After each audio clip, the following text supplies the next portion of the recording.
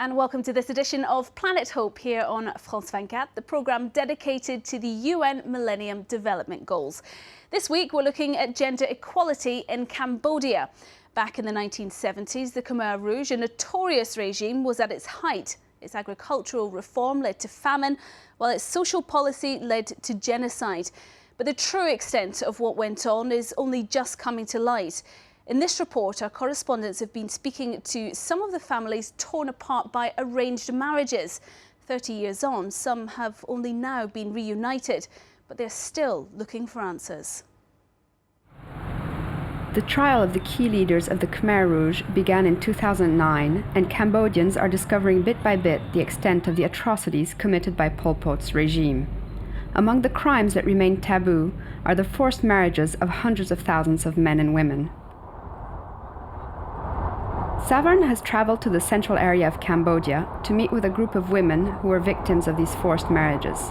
He coordinates a program of legal and psychological assistance. Those victims, they don't know how to express about this crime because there's two reasons. One is they may think that, during the Khmer Rouge, Angkar, it seems to be their parents. So that's why they can force their people to marry. That's why the Cambodians seem to be accepted, but actually they were suffering. The goal of the meeting is to prepare these women to press charges at the Khmer Rouge tribunal.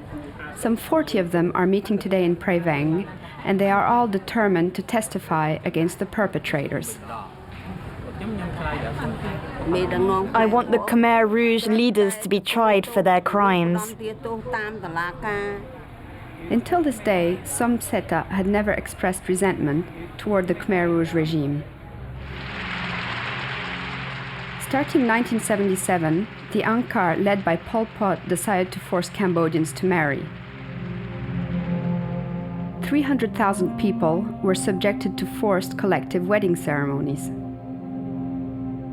The aim was to break down established social structures and increase the population.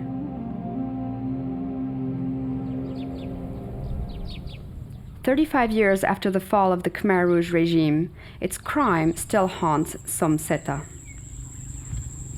It happened here, in the middle of this rice paddy field. We were 16 couples together during the ceremony. They lined us up like school children. Then they brought us to a table in pairs and began the wedding ceremony. The Khmer Rouge gave the names of those who were to be wed. You will marry him. You will marry her, and so on. That's how Som Seta was forced to marry a man she had never met before. After the mock wedding, Som Seta and her new husband were forced to spend 3 nights together. 3 nights during which Khmer Rouge spies made sure that they consummated the relationship. Som Seta was raped. She went on to live 3 years with a stranger. There was never any love or tenderness between us. Nothing, because we were forced. After those 3 obligatory nights, I went home without my husband. He went back to work. He was a doctor. I saw him every 2 weeks, but I didn't care whether he came or went. I wasn't interested. There was no love with him. I never missed him, never.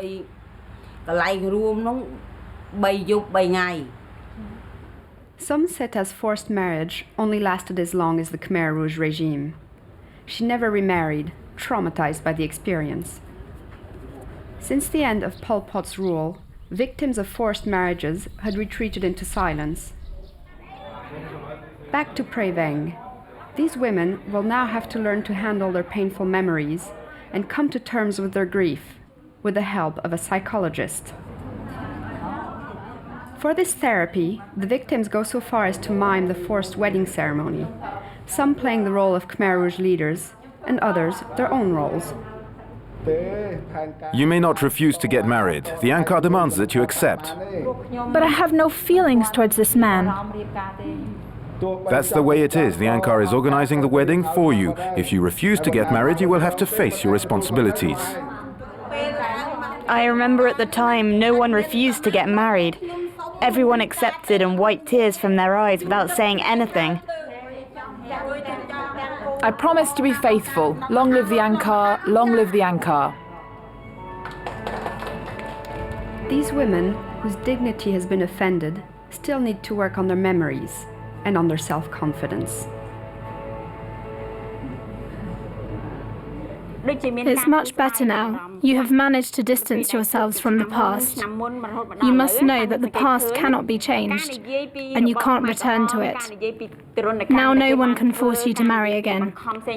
I hope that you will be able to speak about your experience of the Khmer Rouge and pass it on to your children.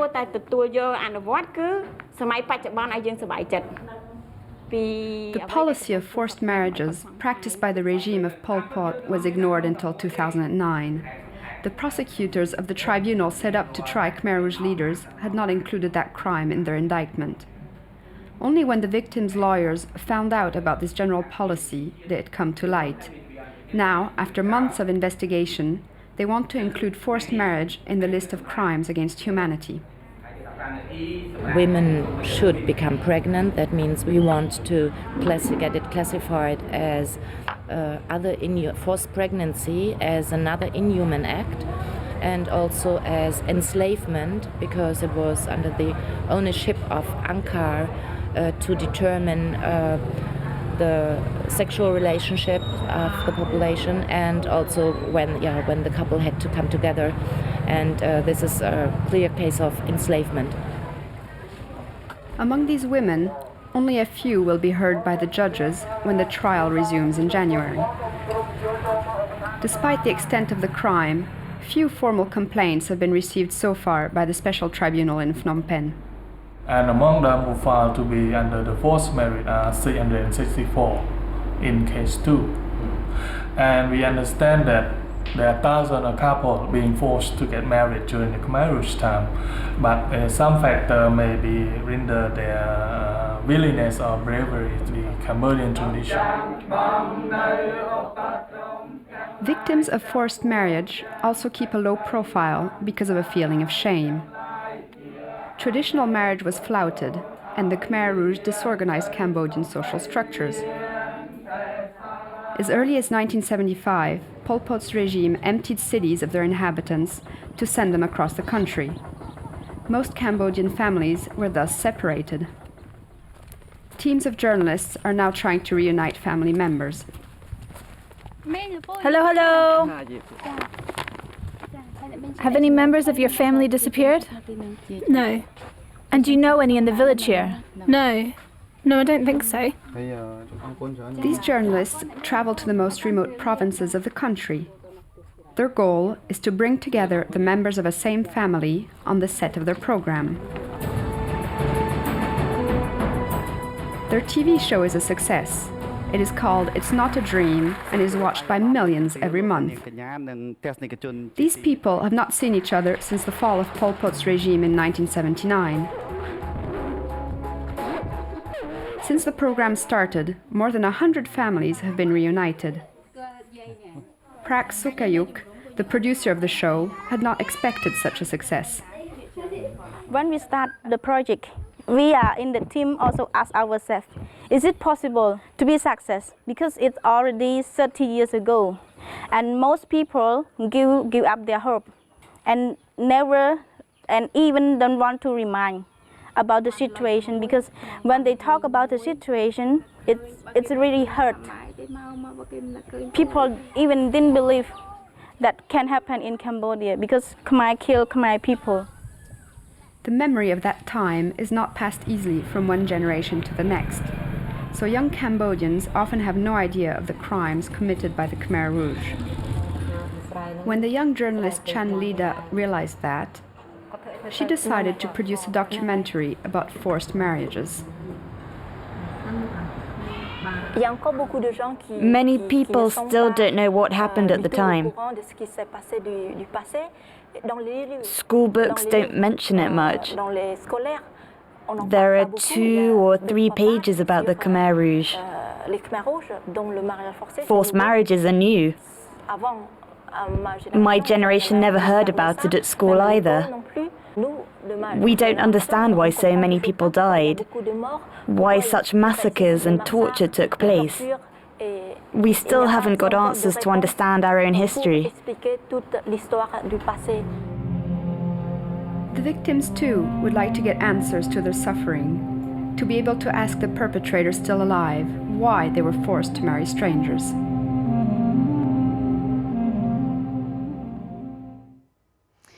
Well, that's all for this edition of Planet Hope. Don't forget you can watch this programme again and all our other reports by logging onto our website. That's france24.com, france24.com. We'll be back soon with another edition. Until then, thanks for watching. Goodbye.